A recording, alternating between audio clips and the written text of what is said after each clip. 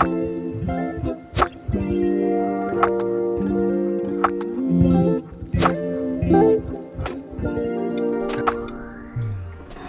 what's up everybody? As some of you may know, the NK300 for Newport vessel is one badass motor, but however, the weight of that motor will cause some difficulties when retracting it back up to a stowed position. So this was actually far worse at one point. What I actually ended up doing was I had to go ahead and redo it because I wasn't quite happy with the way this was working. So what I did to straighten this out too, I did flatten it using 2 pieces of board and ran over it a couple times with my car just to get this thing back bent into normal shape, but it didn't do it justice. So I reached out on the forums and found several options from people from all over the United States. And the one that I concluded to the most that got my attention was from a local California angler who goes by the name Big Bass Chris, and his actual company's name is Big Bass Chris Designs. So I've already opened this up. I'm going to show you exactly what I got here. I'm going to do a quick little unboxing. So I ended up picking up this little cleat for my kayak. As you can see, it's printed 3D resin. It's supposed to be a very sturdy item, so looking forward to trying this out to see how the elements will treat it over time. But yeah, one thing I got to note is it already comes in with the lock washer and the wing nut, so that way I can just go ahead and install it on the H-rails, and that way I can stow away my retractable item when I'm done and I need to stow it back up. Now let's get to the goods of this. What I really wanted to show off was this carbon fiber neck that they have for the NK300.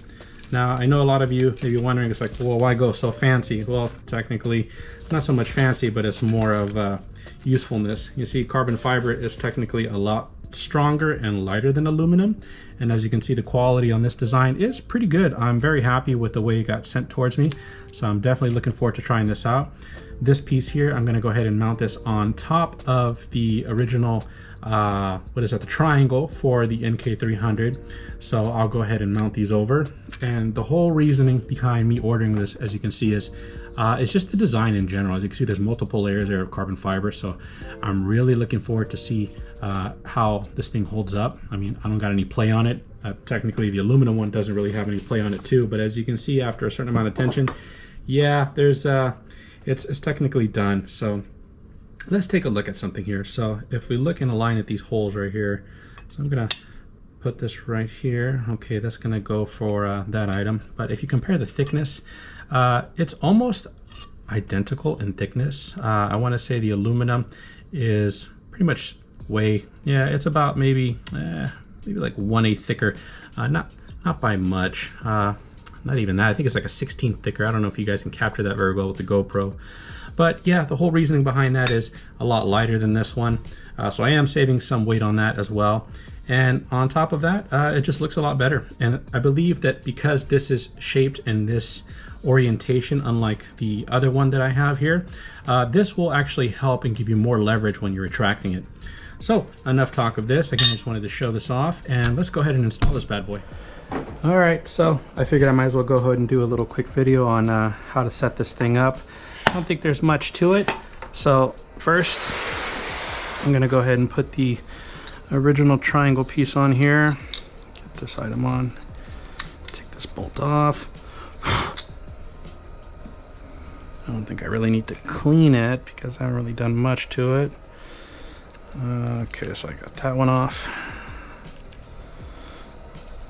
And I do notice there's no washers with this, but I don't think it's really required since everything here is just pretty much, bolt on, which is actually good.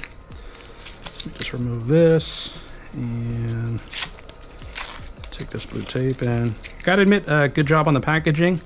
Everything came out pretty clean and no dings. The edges are beveled, so you don't have to worry about cutting yourself. Yeah. All right, let's get this on here. Okay, so what are we looking at here? So actually, if you look at this too, what I'm noticing already is this one actually sits out a little bit wider compared to the stock one. Holes line up, no issues there. So, okay, we're good. All right, so let's get this brawl going. Okay, we got here. Looks like I may have left a wing nut over there. Okay, so which one should I tie into? Well, ideally I usually tie into the far outside, and I hardly ever go to these deep ones. So what I'm gonna do is I'm just gonna go ahead and mount these first ones here, and got that. Let's go ahead and get this proper size. These are the locking nuts also, which is good. Cool, got it. I don't know what size this is, but it looks like I have a H4 CR-V H4, so that's a hex 4. Slides in perfectly, no resistance. And let's go ahead and get this one on there. And one thing to be sure of also is when you're doing this is maybe go ahead and get the bolt, get the other tool to go ahead and make sure this thing doesn't spin on you. So I'll pull out my little gear here, and so it looks like it's gonna be a 3/8, but you know what, this 3/8 feels a little off, so I'm gonna say maybe it's actually, yeah, I got the right one now. So instead of 3/8, what I'm gonna use is this size 10, everyone's favorite? Yeah, size 10, everybody's favorite tool. All right, let's get this going here. And okay, that one's on there already. I got this one here. All right. So I'm gonna go ahead and lock this item here. Lock that plate, and just gonna give it a couple turns while it does this thing. And I'm not gonna fully cinch this down too much because I do want to equally put tension on these ones as I begin tightening them. Don't really want to over crank, you end up breaking stuff, but I don't think that's the case in this. All right, okay, got a little bit of resistance there, and let's go with the next one. Cool. Great, it's working out just fine. All right, awesome. So now that I have that, go ahead and get a little bit of a cinch.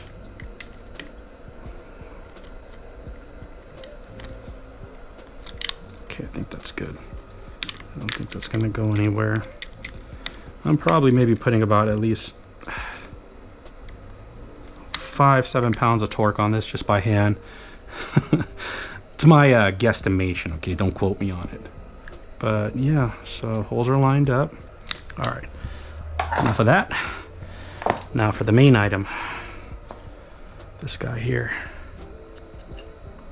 Okay, so as you can see, when this goes in here, it sits right there on that edge. I don't know if you guys can see that. I hope I capture that one good. Should be able to get it. Okay, so right here in this section, let me just turn this around. As you can see, it sits right there. All right, let's get this nut on here. No pun intended. And that should be it. Perfect. Yeah, I got no resistance lining this up.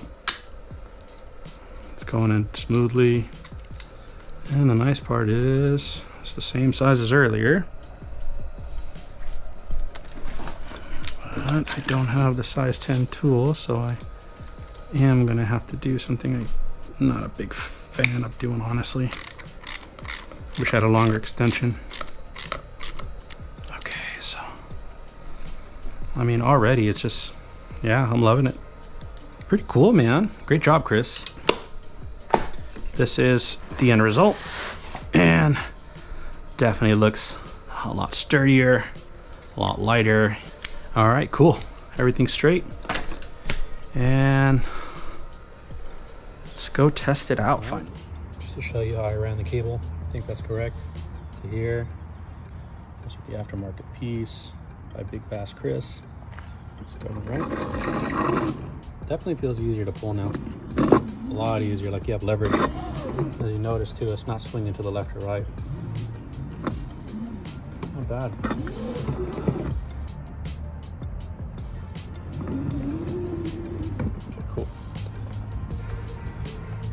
the cleat installed too. So go ahead and run this.